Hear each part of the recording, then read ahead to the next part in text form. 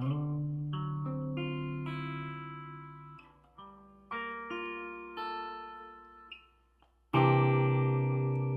a beautiful day in this neighborhood, a beautiful day for a neighbor.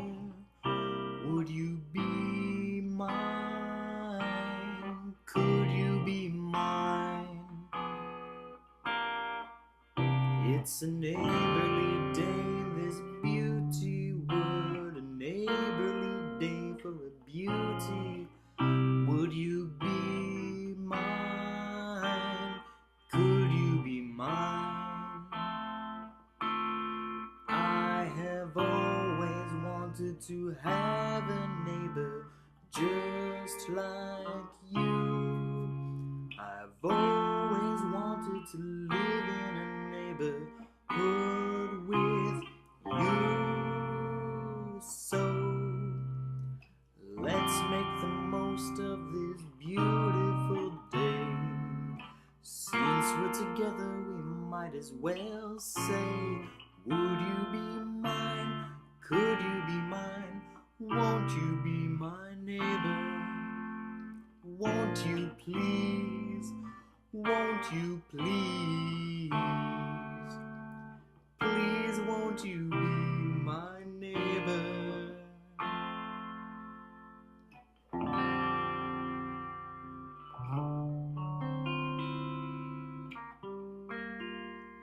Like I said in the first verse, it's a beautiful day in this neighborhood, a beautiful day for a neighbor.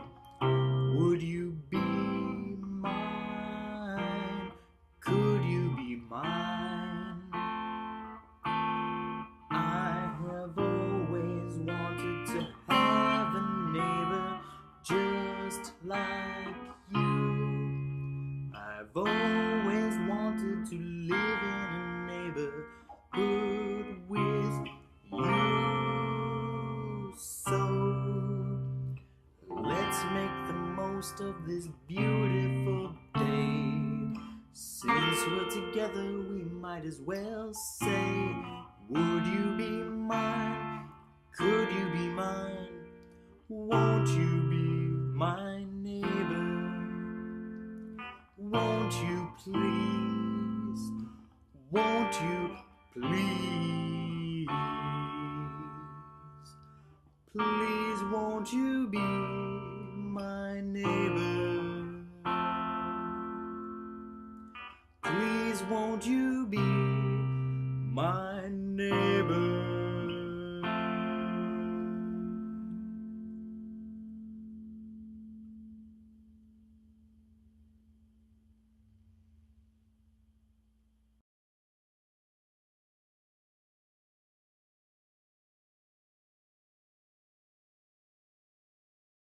We'll start on this end of the sofa here. This is, of course, a guitar. Right. We'll save that for later. What's this Okay. little guy here? That is a Russian instrument called the Belalika. And they have, again, a whole family of these. They have sopranos, they have tenors, they have all these different sizes. And then they have, in Europe, they have Belalikas bands. And this particular one is a contrabass Belalika, which is the largest one that they make. And so this one would be used just like a bass fiddle in a band or a bass. And so these are primarily a Russian, Ukraine, Siberia. They all play these up in the Balkans, and quite a unique instrument. And most of them are triangular shaped like this, and they have 3 strings, and which is quite unusual too. Maybe you want to strum a couple of strings, and you'll hear it's like a bass.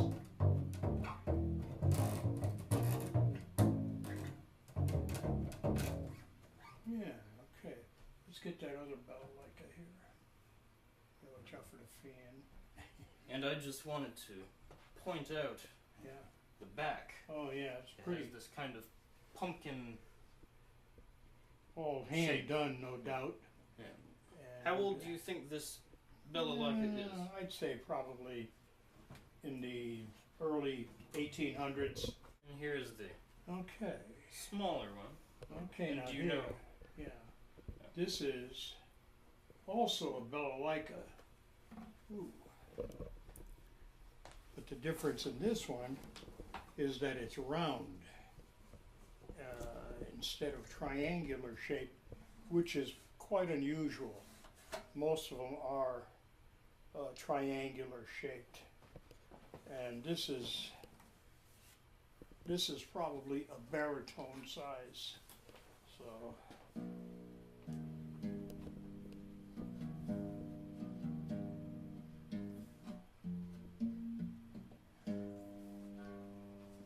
So this is also a Belalikas, but a round one.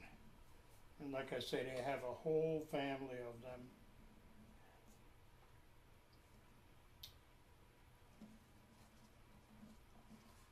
And have a pretty back to them, the different woods.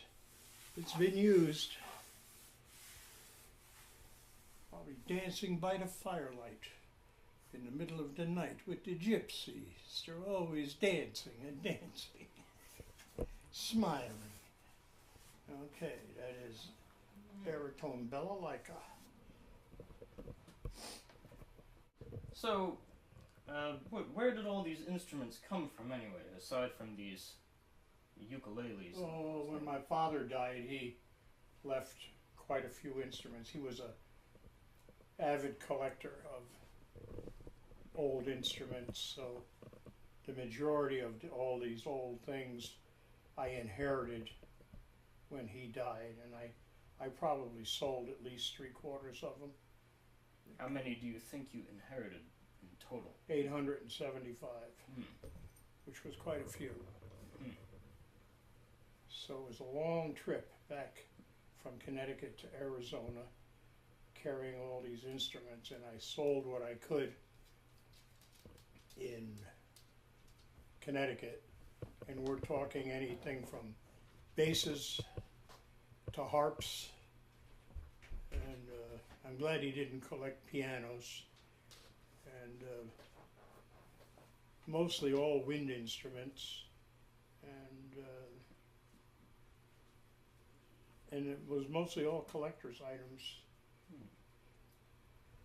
And for those of you who have ever seen my bedroom, you know that I may have a bit of an obsession with guitars, and perhaps there's a kind of genetic I hope not. obsession with instruments. You think so? I don't know. The So- thing might have happened to me when a couple of years ago, I said, you know, I think I never played a stringed instrument. I always played a wind instrument all my life. And I said, I'm going to play a stringed instrument. And I sort of got involved with the ukulele. And I really enjoyed it was one that we found in the attic. played, yeah. And then Eric got one off of Craigslist and played a little bit. And my granddaughter played a few chords on it that he showed her. And I said, you know, it's probably something I could play and get a kick out of it just for my own enjoyment. So what I did was I bought a little soprano uke, which I don't have anymore. And again, they have a whole family of ukuleles, which a lot of people don't know. They have the soprano, which is the smallest. Usually that's what you see the Hawaiians playing, the little soprano ukes. And you know, most people believe that ukuleles are Hawaiian, but they They're not. are indeed Portuguese. They were brought over from Portugal into Hawaii, and the Hawaiians just took a liking to them and made them their national instrument. But they were actually invented in Portugal. So I'll show you some, except for the soprano. I don't have a soprano, which I got rid of because it's pretty high pitched and I just didn't care for the sound that much. So we'll start off with this one here. This is the concert size, which is the next size up from the soprano. So the soprano is about 3 inches shorter than this. So if you can imagine, the top of the headstock comes up here where this nut is, right here, like that, and then, so it's quite a bit shorter. So this is the concert size, and we'll play a little bit. Again, I'll try to play some of the same stuff.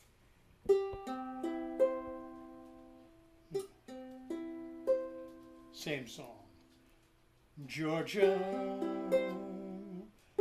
Georgia, a song of you,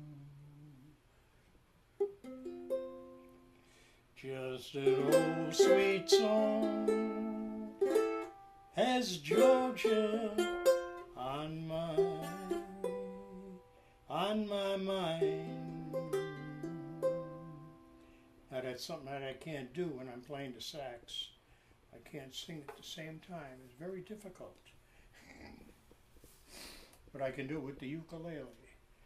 And since I have a voice like a bird, I love singing along with the music and playing, listening to the chords. It's quite inspiring to me. So this is the concert size. And this is the only one I have on this size. No, I do have another one, but my son has it. And this is called the Concert. All right. So, and the brand this is made by Belalikas. And here's the next size up. Okay, this is the next size. As you can see, it's a little bit bigger. Here, maybe we'll show the difference. It's a little bit taller. Another 3-4 inches bigger. So this is called the tenor size. It's like the saxophone, but it's still in the key of C. They don't change keys, but you'll notice that the sound, the timbre, is richer. Georgia, Georgia, a song of you, just an old sweet song, is Georgia on my mind. And I should have tuned this one up first, a little out of tune, but that's all right as a demo. So this is made by Luna Guitar. This one happens to be made in China by the Chinese, and this one has a pickup on it that you can plug it into an amplifier with a cord, which makes it really nice. When you go out gigging. Yes. Okay, so that is the tenor size. And next up, okay, another Luna. Right, there's another Luna, and again made in China by the Chinese. Again, slightly bigger. Yeah, you'll see it's as a you little can bit see. there, about another 4 or 5 inches long, bigger. So this is called a baritone uke, which is one of my favorites because it even has a richer sound. Still in the key of C. Same thing, it doesn't change keys. It's strung the same way, and there's no difference. G, C, E, and A, and a little bit different than a guitar. B, D, what is it with a guitar? B, D... Going from bottom to top, E, A, D, G, B, E. B, E, right. A little bit different. Oh, that's no good. Can't do that. Here, I can. Went out of tune a little bit, which happens. And usually all these ukuleles have got gut strings on them. Or nylon strings. Nylon. They used to call it gut. Because they But used they to be made of guts. Of gut, real gut. Yeah. And, Intestines and whatnot. They don't anymore. Now they're manufactured out of some type of plastic or whatever it is, and much better than gut. Now that sounds better. Okay. Same song. Georgia, Georgia, a song of you, just an old sweet song is Georgia on my mind.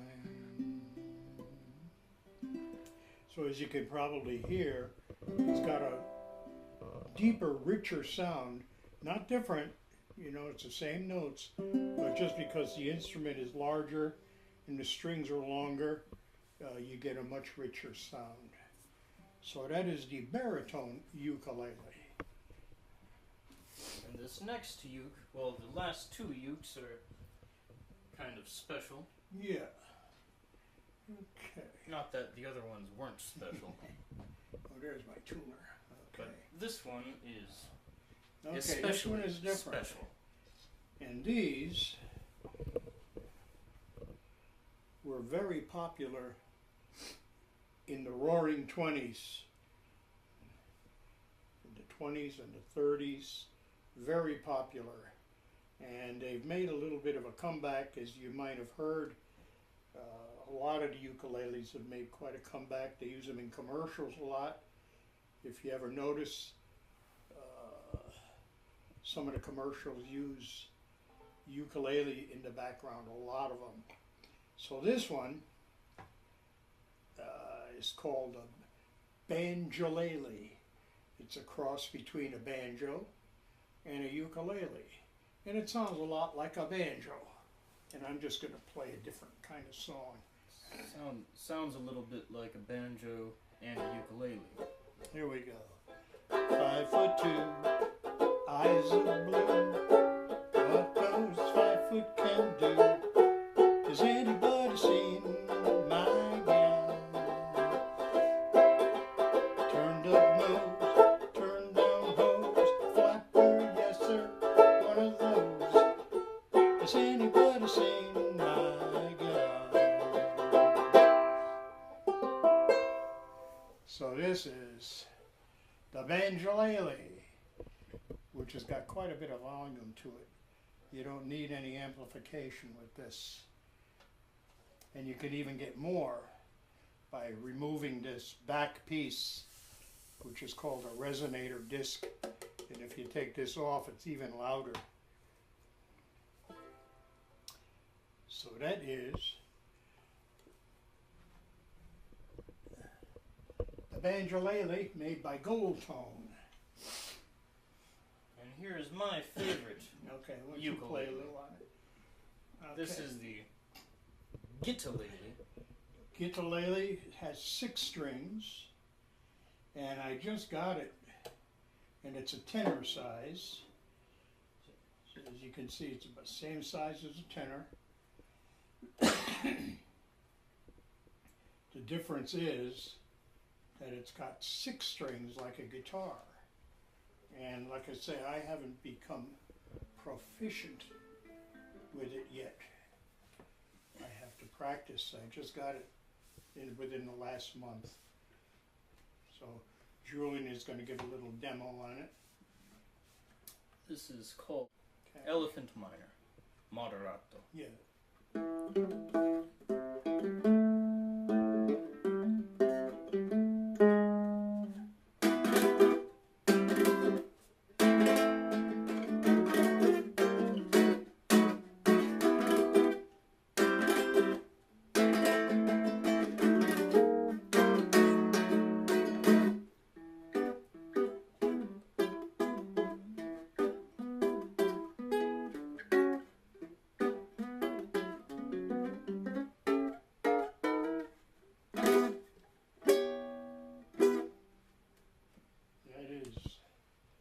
unrehearsed. The guitarlele, they call it.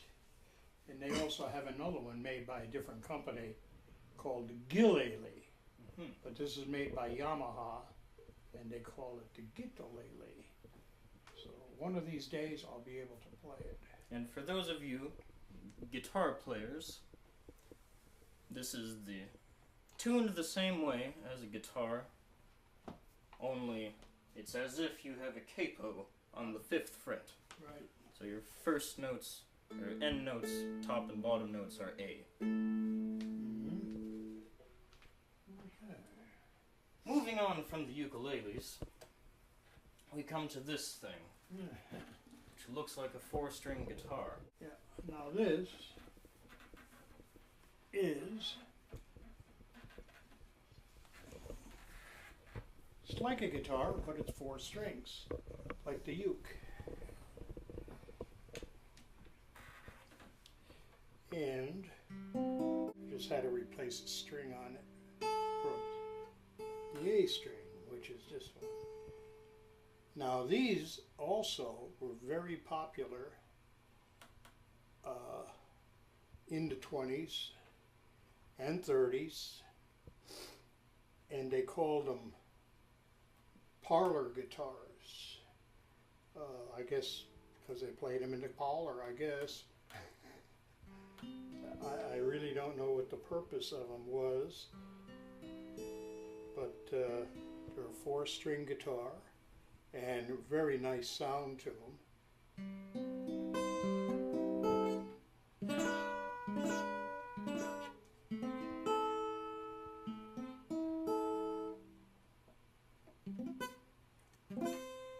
Gotta stretch.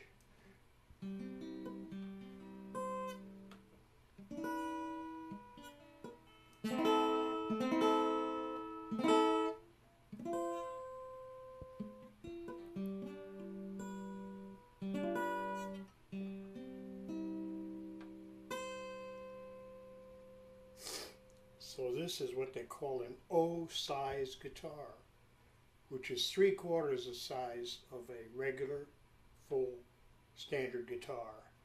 So some people call them 3/4 guitars, but only a parlor guitar if it has 4 strings. They do have 3/4 size guitars with 6 strings. So that's one. This one here is made by Blue Ridge, and made in China, again by the Chinese, but they do a very nice job on this. A little bit more difficult to play because the frets are a little bit further apart than they are on the smaller ukuleles. What else we got? You want to look at those real quick? Coming to these violins here, we have a number of violins in the house, but these two I think are special. Which one was that? This one, in my right hand here, Is that the Alfredo? yes, this is the Alfredo violin, we call it. Yes. And why do we call it the Alfredo violin? Because Because it was dipped in Alfredo sauce, that's right. but it was very young. No, my father made that. When I was real young, he attempted to make violins, and I inherited 2 of them that he made, and that's one there on the left. And I always joke about it and say that's a genuine Alfredo violin. And I had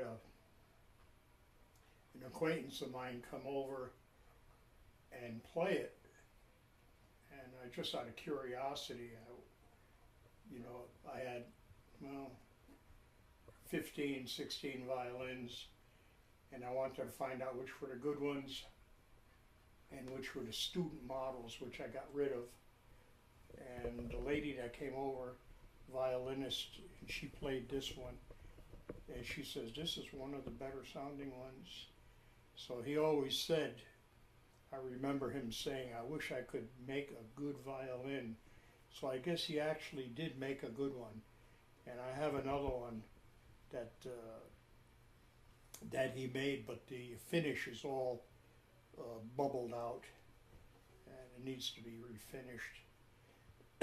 And the other one, I don't know what that one was. This, from what I remember being told by none other than you, is a Russian violin. Oh, okay.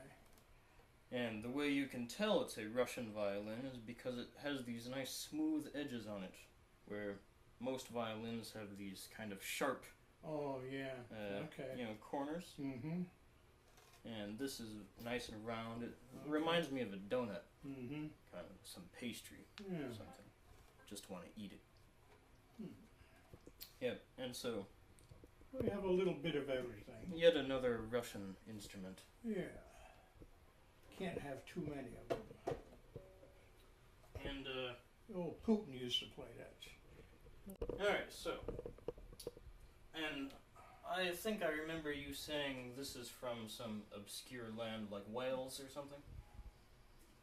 From London, England. Yeah. Wales.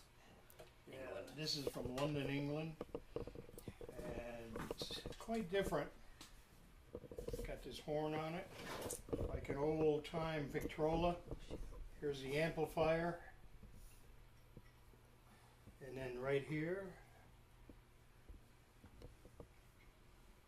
you could put that to hold it, and you can play it like this. Now the advantage of this is it only has one string, so you can just play a melody on it, no chords, and it's played with a bow. I don't know if this will work. Has rosin on it, I don't know. No, it just slides, but believe me, it plays with a bow. And you can hear it.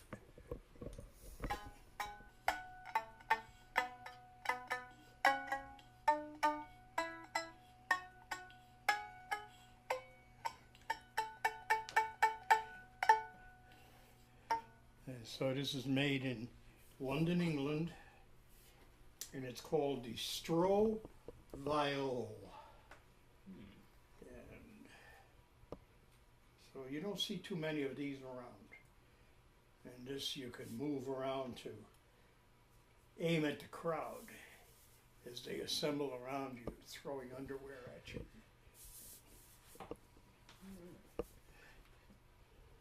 Very nice, very nice. Okay. And you can see on the side here, this is the concert model. That is the concert model, So right? there's probably a bass and It could be. so on. That could be. So,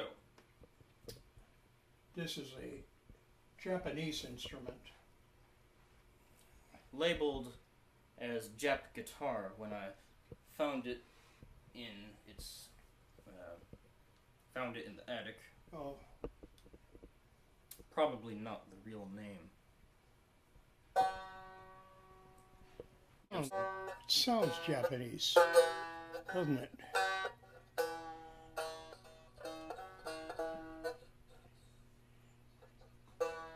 There's no frets, there's nothing, huh? See that?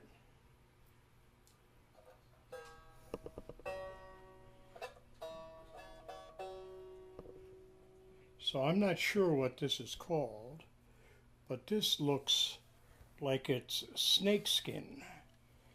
See that drum head? It looks like it's snakeskin. It is snakeskin. Or dragon skin. Or perhaps. dragon skin, yeah. This was actually played by one of Hirohito's mistresses during the Second World War. She used to serenade him. Oh yeah, yeah, yeah, yeah. Yaka-ho, yaka-ho. Yes, those were the good old days. No frets. So, and there's something written here in Japanese between the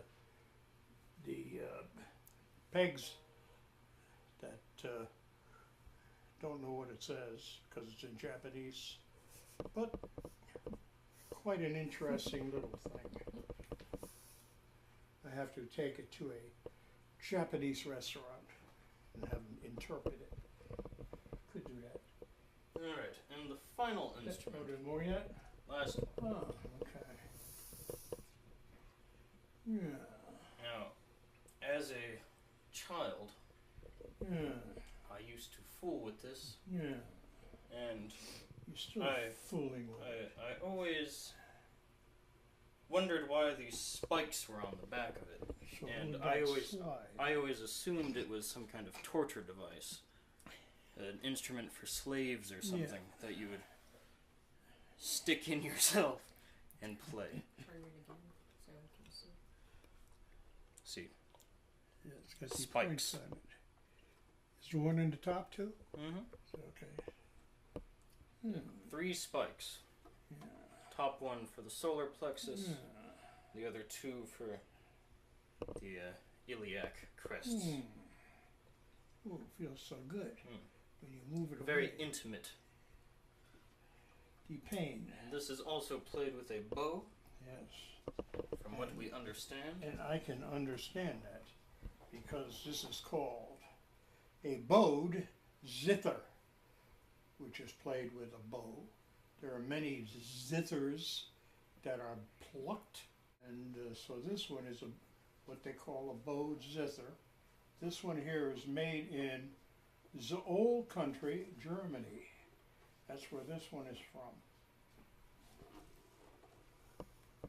And the Germans were great zither players. They really liked it. Was one of their favorite instruments. A lot of the young girls would play the zither when they were young, and it were a very popular instrument at the time. So that's it, and it's played with a bow, just like the Stroh viol. So that's about it for today.